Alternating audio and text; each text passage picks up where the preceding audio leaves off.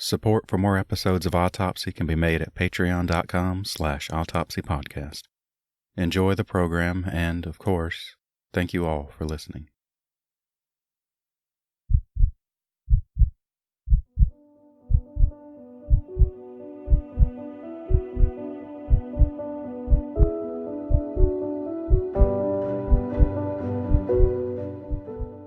Lake Oconee. A reservoir some 20 miles in length and under a mile in width off of the Oconee River in central Georgia. The average depth is 21 feet with a maximum depth of 225 feet. Along its shoreline, which runs approximately 375 miles, are numerous golf courses and residential areas where water meanders and snakes throughout. It's May 6th of 2014. And of all the places to be on Lake Oconee, on this date we find ourselves on a dock next to a boathouse with a blue roof. The boathouse contains no boat, as its owners did not own one. The dock eventually leads all the way up to 147 Carolyn Drive in Eatonton, Georgia, the residence of Russell and Shirley Dermond, in the gated community of Great Waters on Lake Oconee. Russell Dermond has been discovered dead and decapitated. His autopsy 2 days later will confirm him as a victim of homicide. His wife, Shirley, is MIA. An all-points bulletin is sent out statewide. The FBI is brought in with highly sophisticated underwater equipment, and the immediate areas of the home and neighborhood are swept through with a fine-tooth comb. 10 long days pass. It is now May 16th. The Georgia heat that has already risen to the upper 90s this month has momentarily waned to a more comfortable 72 degrees this date. The search for Mrs. Dermond continues its normal run, but it would be two unassuming fishermen some 5 miles from the Dermond residence who would make the tragic discovery. And while the results of Shirley Dermond's examination would yield more conclusive results for her cause and manner of death than that of her husband, it would not, however, provide any useful leads into the who or the why of this very troubling and very frustrating crime. Welcome to Part 2 of the premiere episode. I am your friendly death investigator. Let's do an autopsy.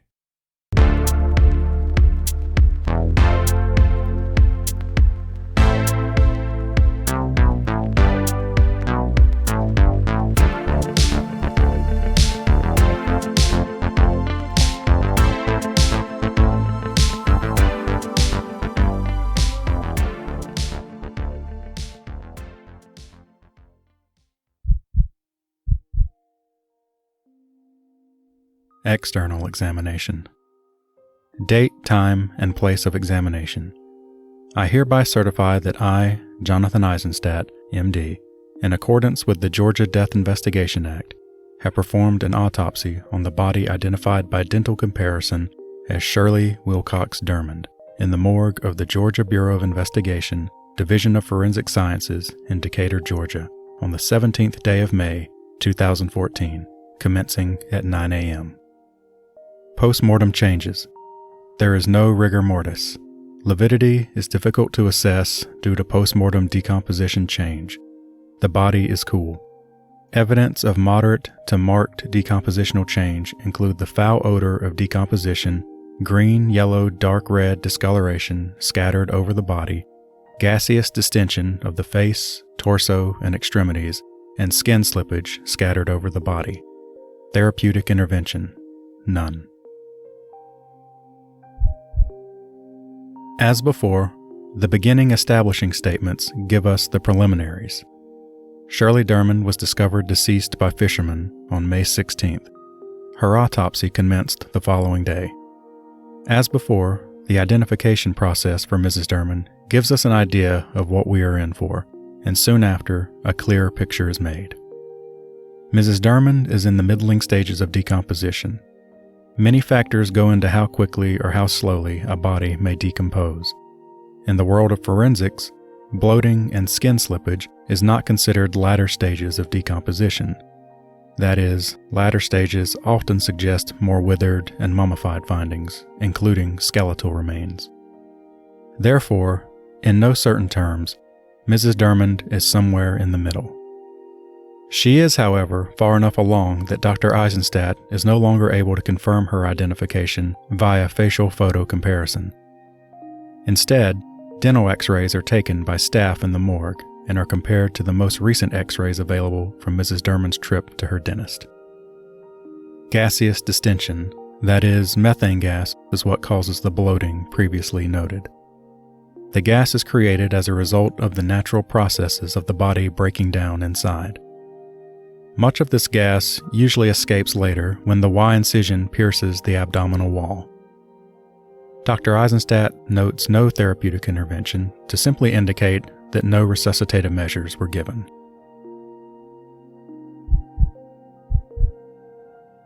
Clothing and personal effects. On the body are the following: one brown, tan, short-sleeved shirt with a floral pattern, one tan bra, one pair of bright green pants, one pair of tan underpants, 2 white socks, 2 white sneakers, Easy Spirit size 8 with orthopedic inserts, tissues in the pant pocket, 2 breast pads. These are retained as evidence. Received within 2 plastic bags, which were secured at the scene by law enforcement, are 2 red concrete blocks enclosed within a blue mesh bag. The normally open end of the mesh bag is closed, with a knot as well as a white cord. Tightly secured just distal to this knot is a multicolored paracord, which is secured twice around the bag and contains a knot adjacent to the bag as well as a second knot approximately 3/4 inches distal to this. Emanating from this second knot are 2 pieces of this paracord, one which measures 4 inches in length and has a relatively clean-cut edge with internal strings visible, and a second free-floating portion which measures 4 5/8 inch in length and has a frayed edge with multiple internal strings visible. Retaining clothing as evidence is standard practice in homicide cases. And if you needed further evidence that what happened to this husband and wife was a pre-planned action and that they were targeted, look no further. As we've heard, cinder blocks and paracord used to weight Mrs. Dermond down under the water have also been submitted. While it is not set in stone that Mr. and Mrs. Dermond's lives both ended the same date, it's an easier, though not impossible, sell that Mrs. Dermond was not kept alive days after Mr. Dermond. It's also easier to suggest that whoever did this did not just happen to have a couple of cinder blocks in their boat as well. The body is of a well-developed, well-nourished, moderately to markedly decomposed, 5'3" 177-pound white-skinned woman whose appearance is consistent with the given age of 87 years. The majority of the scalp hair has slipped off due to decompositional change. The remaining hair appears light brown blonde and up to approximately 4 inches. The eyes have opaque irides and corneas, and the conjunctiva are without petechiae, hemorrhage, edema, or jaundice. The oral cavity has natural teeth in good repair and an atraumatic mucosa. The nasal bones are palpably intact. The neck is unremarkable. The torso is without evidence of acute injury. Both breasts have been surgically removed in the past. The external genitalia are atraumatic and of a normal adult female. The extremities show no scars overlying subcutaneous vessels. The nails are short and well kempt. There are no tattoos. Everything so far is as expected, given the decomposed state. I pause only to note that Mrs. Dermond has had a double mastectomy. She was a breast cancer survivor.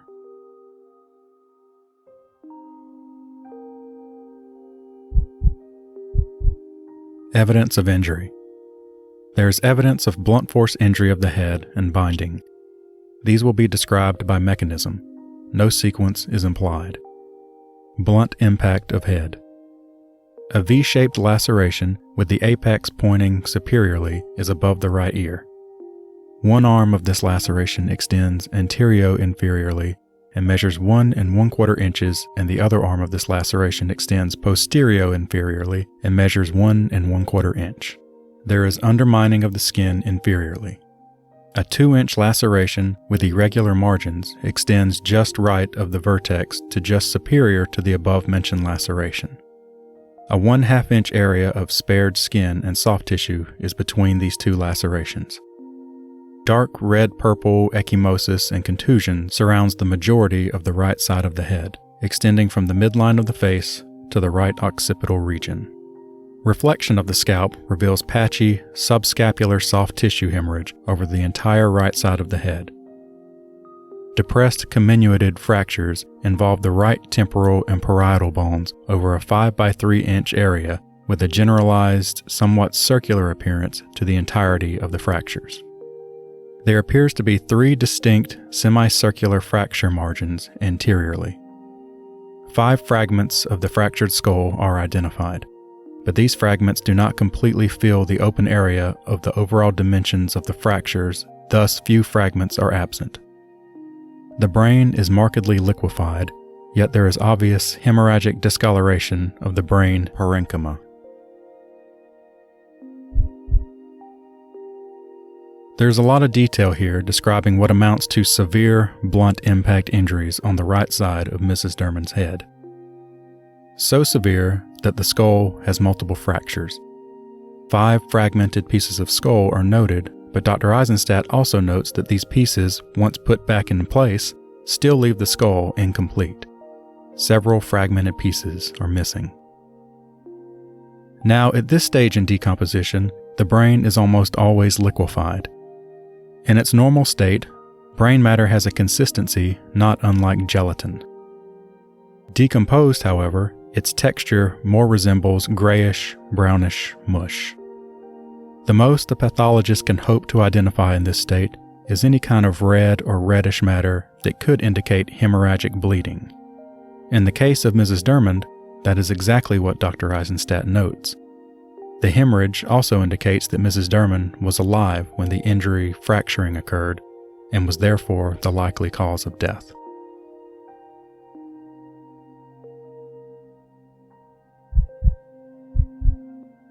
Evidence of binding.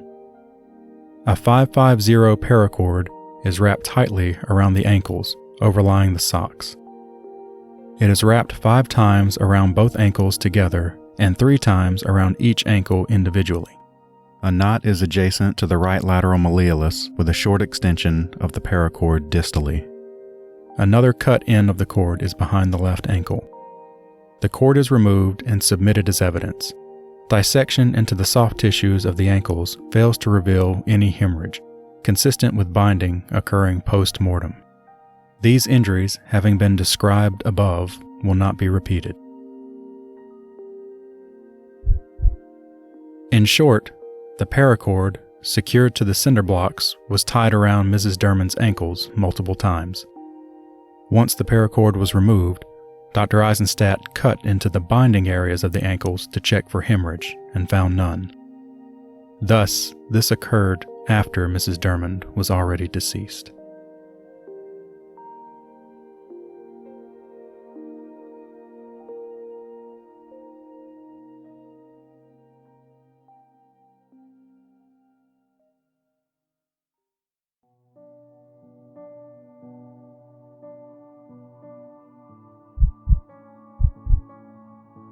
Internal examination. Head. The remnants of the liquefied brain weigh 400 grams. There is no obvious organic lesion. Neck. The cervical vertebrae, hyoid bone, tracheal and laryngeal cartilages, and paratracheal soft tissues are without trauma. The upper airway is not obstructed. The tongue is unremarkable. Lots of supportive information here. No obvious organic lesion is a way of saying that though the brain is liquefied and determinations are hard to reach with any exact proficiency, from what he could see, there was no evidence of prior injury or illness in the mush. The hyoid bone is intact, and there is no evidence of strangulation. There is also no evidence of choking. The doctor then moves on to the heart and cardiovascular system. Like her husband, Mrs. Dermond also has moderate atherosclerosis, that is, calcification and hardening of the coronary arteries and aorta. Also, like her husband, from this point on, Mrs. Dermond's internal examination yields no significant findings.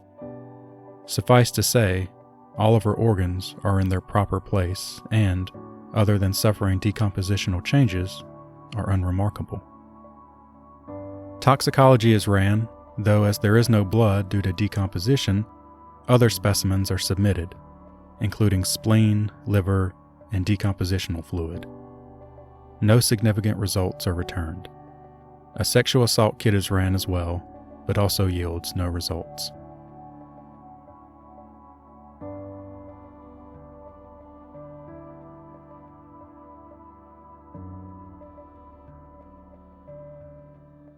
As noted, Mrs. Dermond's examination was much more conclusive than her husband's. Her injuries, though severe and despicable, were fully accounted and quantified. And though we don't know the murder weapon or what exactly happened during the incident or why, the cause and manner of death for Mrs. Dermond are still very straightforward. The doctor thus notes his opinion.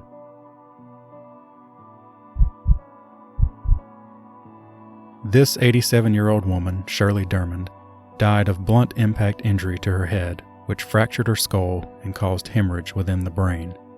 The circular configuration of the fractures of the skull is suggestive of an implement with a rounded or circular end that struck the decedent. There were a minimum of 2 impacts to the head. The manner of death in this situation is homicide. Report date, June 13th, 2014. Signed, Jonathan Eisenstadt, MD.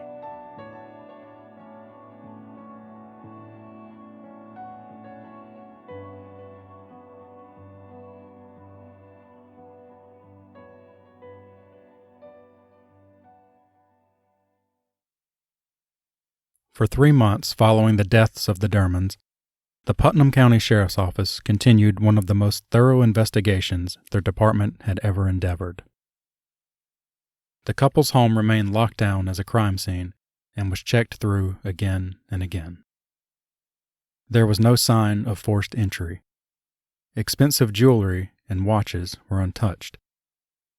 Though Russell Dermond was a World War II veteran and was in otherwise fit shape for his age, the home showed no sign of a struggle. The Dermonds had retired and lived at this residence for 14 years. Their wealth was self-made. Mr. Dermond was first an executive for a watchmaking firm, then later moved to the fast food industry, owning a number of Hardee's franchises in and around Atlanta. After they retired, their 2 sons took over the businesses. They have 3 children total, all of whom were questioned, polygraphed, and cleared with clean alibis.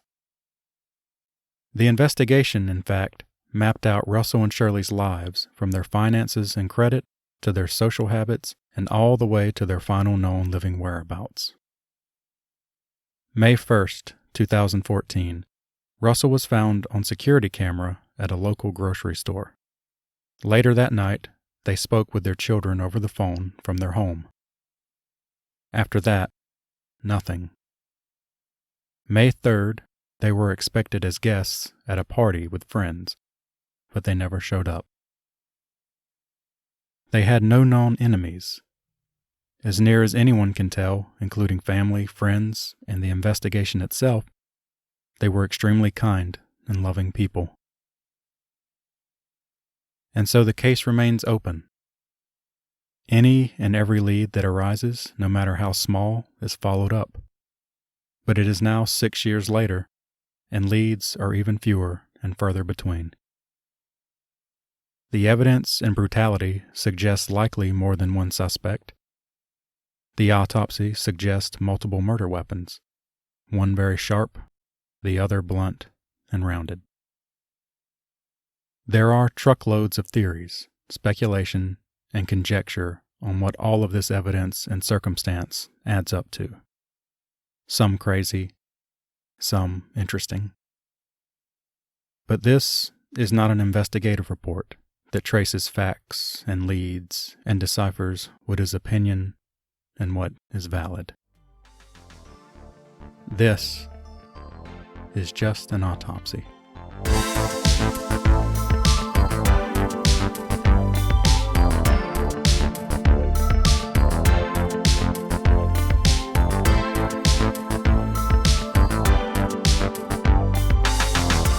Autopsy is an educational program. All information is culled from actual autopsy reports and read as written out of respect for both the deceased and the living who speak for them. Opinions and interpretations of these reports are solely those of the reader.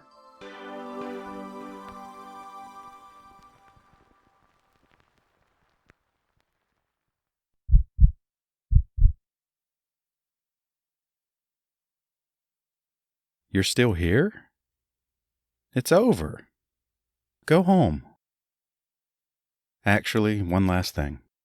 If you have an autopsy report on an interesting case that you'd like to send in for a possible episode, you can email them to autopsypodcast@gmail.com.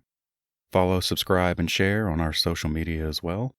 Autopsy is available wherever you get your podcasts, and as many of you know, helping spread the show to more listeners is as easy as leaving a review to feed those platform algorithms. Otherwise, may you fine folks take care of yourselves and each other.